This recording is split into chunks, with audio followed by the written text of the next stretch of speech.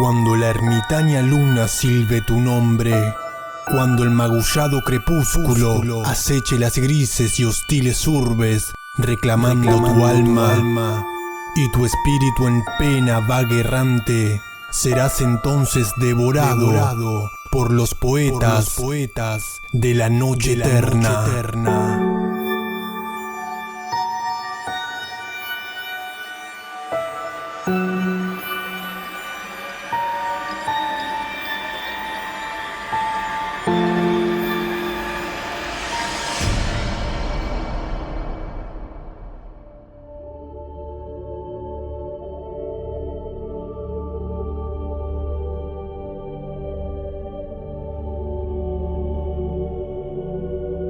Hoy narraremos Nyarlathotep de Howard Phillips Lovecraft. Publicado originalmente en la edición de noviembre de 1920 de la revista United Amateur y luego reeditado en 1943 por Arkham House en la antología Más allá del muro de los sueños. En este relato se produce la primera aparición de Nyarlathotep, criatura que pertenece tanto a los mitos de Cthulhu como al ciclo onírico. Según el propio Lovecraft, la figura de este dios primordial se le reveló en un sueño particularmente aterrador. Se describe una inexplicable sensación de inquietud experimentada por la humanidad, como si una maldad inconcebible se acercara. Este mal es Nyarlathotep, quien ha dormido durante siglos, pero cuyo despertar traerá consigo una plaga de locura y pesadillas que finalmente conducirán al fin de la humanidad tal como la conocemos.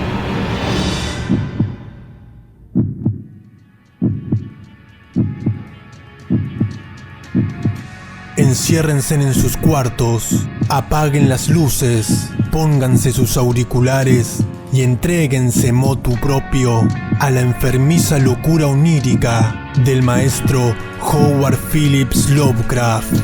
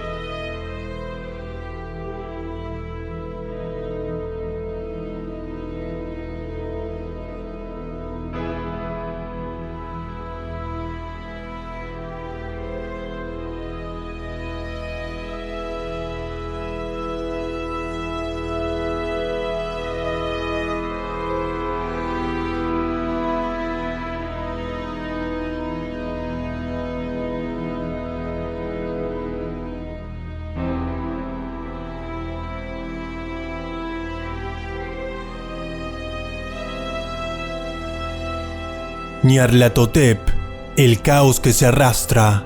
Yo soy el último, contaré al oyente desocupado del vacío ardiente. No recuerdo distintamente cuándo empezó todo, pero fue hace meses. La tensión generada era horrible. A una temporada de trastornos políticos y sociales se añadió una extraña y triste apresión de un horrible peligro físico, un peligro extendido y que abarcaba todo, un peligro como solo puede ser imaginado en los más terribles fantasmas de la noche. Recuerdo que las gentes iban y venían con rostros pálidos y preocupados, y susurraban advertencias y profecías que nadie se había atrevido a repetir conscientemente o a reconocer en su fuero interno que habían oído. Una sensación monstruosa de culpa se dejaba sentir sobre el país, y en los abismos que hay entre las estrellas soplaban corrientes desapacibles que hacían que los hombres se estremecieran en los lugares oscuros y solitarios. Había una alteración demoníaca en la secuencia de las estaciones. El calor se propagó durante el otoño de modo terrible y a las personas les parecía que el mundo y que quizás el universo había pasado del control de los dioses o fuerzas conocidas al de otros dioses o fuerzas desconocidas. Y fue entonces cuando Nyarlathotep salió de Egipto. Nadie sabía quién era, pero era de la vieja sangre nativa y tenía el aspecto de un auténtico faraón. Los Felágin se arrodillaban cuando lo veían y sin embargo no sabían por qué. Él decía que había surgido de la oscuridad de 27 siglos y que había oído mensajes de lugares que no estaban en este planeta. Nyarlathotep vino a los países civilizados, moreno, delgado y siniestro, siempre comprando extraños instrumentos de cristal y metal y combinándolos para formar instrumentos aún más extraños. Hablaba mucho de las ciencias, de electricidad y psicología, y hacía exhibiciones de poder con las que sus espectadores quedaban sin habla, pero que sin embargo aumentaron su fama hasta un grado supremo. Los hombres aconsejaban unos a otros ir a ver a Nyarlathotep y se estremecían, y donde iba Nyarlathotep el descanso desaparecía porque las horas de la madrugada eran desgarradas con los gritos de las pesadillas.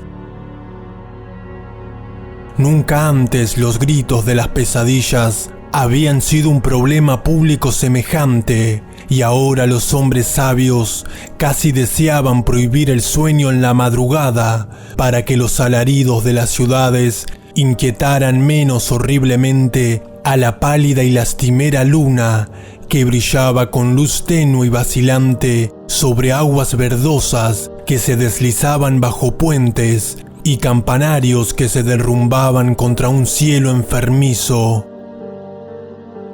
Yo recuerdo cuando Nyarlathotep vino a mi ciudad, la grande, la antigua, la terrible ciudad de los crímenes innumerables.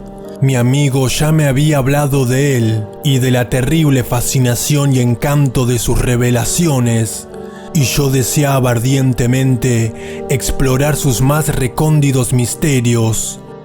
Mi amigo me dijo que eran horribles e impresionantes, más allá de mis enfebrecidas imaginaciones, que habían sido proyectadas en una pantalla en la habitación a oscuras, cosas enfermizas que nadie, excepto Nyarlathotep, se había atrevido a profetizar, y que el chisporroteo de sus chispas allí les había quitado a los hombres lo que nunca les habían quitado antes y que solo se mostraban en sus ojos. Y oí decir que en el extranjero se insinuaba que los que conocían a Nyarlathotep veían cosas que los otros no veían. Fue en el cálido otoño cuando yo pasé una noche con las muchedumbres inquietas para ver a Nyarlathotep, toda una noche bochornosa, allá arriba de las interminables escaleras que llevaban a la sofocante habitación, y con sus sombras proyectadas sobre una pantalla, vi formas encapuchadas entre ruinas y rostros amarillentos y malignos que atisbaban desde detrás de monumentos caídos, y vi al mundo batallando contra la oscuridad, contra las oleadas de destrucción procedente del espacio infinito, arremolinándose, agitándose, forcejeando en torno a un sol que se apagaba y enfriaba. Luego las chispas saltaron de forma asombrosa alrededor de las cabezas de los espectadores, y los cabellos se pusieron de punta, mientras que las sombras más grotescas que yo pueda mencionar salieron y se posaron sobre las cabezas, y cuando yo, que era más frío y científico que el resto, musité una protesta hablando de impostura y de electricidad estática. Nyarlathotep nos echó a todos afuera por aquellas escaleras vertiginosas, abajo hacia las húmedas, cálidas y solitarias calles de medianoche. Yo grité muy fuerte, diciendo que no tenía miedo, que nunca podría tener miedo, y otros gritaron conmigo para aliviarse. Nos juramos los unos a los otros que la ciudad era exactamente la misma y que seguía viva. Y cuando las luces eléctricas empezaron a ponerse mortecinas, maldecimos a la compañía una y otra vez y nos reímos de las caras tan raras que poníamos. Creo que sentí que algo descendía de la luna verdosa, porque cuando empezamos a depender de su luz, de modo involuntario, formamos encuadro y emprendimos una marcha, como si supiéramos nuestros destinos, aunque no nos atreviésemos a pensar en ellos. En una ocasión, miramos al pavimento y vimos que los adoquines estaban sueltos, desplazados por la hierba, con apenas algún riel de metal oxidado que mostrara por dónde habían corrido los tranvías. Y de nuevo vimos un tranvía solitario, sin ventanas, atropellado, casi volcado.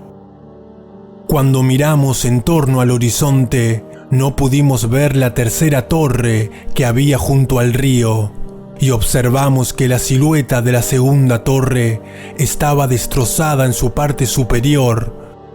Luego nos dividimos en estrechas columnas, cada una de las cuales pareció dirigirse en diferente dirección. Una desapareció en una calleja solitaria hacia la izquierda, dejando solo el eco de un gemido ahogado. Otra bajó por una entrada del metro casi tapada por el hierbajo, aullando con una risotada de loco.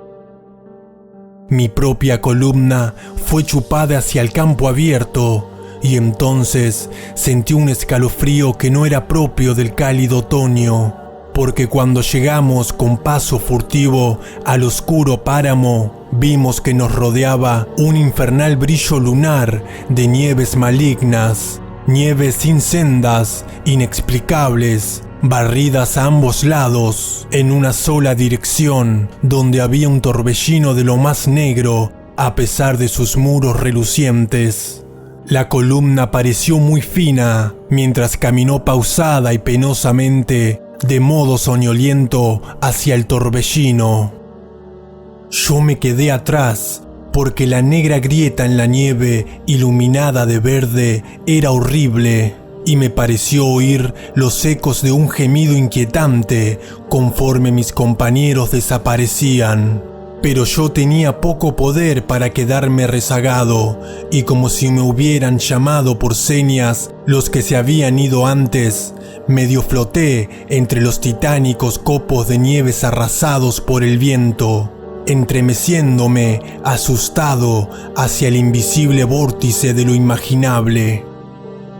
Sensible a mis gritos, delirando torpemente, solo los dioses que fueron podrían explicarlo.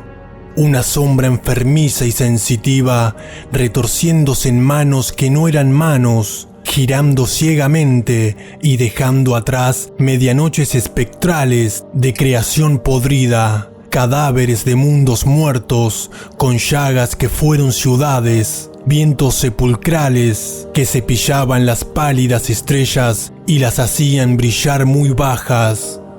Más allá de los mundos, vagos fantasmas de cosas monstruosas, columnas medio entrevistas de templos no santificados que descansan en rocas sin nombre bajo el espacio y que alcanzan hasta los vertiginosos vacíos que hay por encima de las esferas de luz y oscuridad.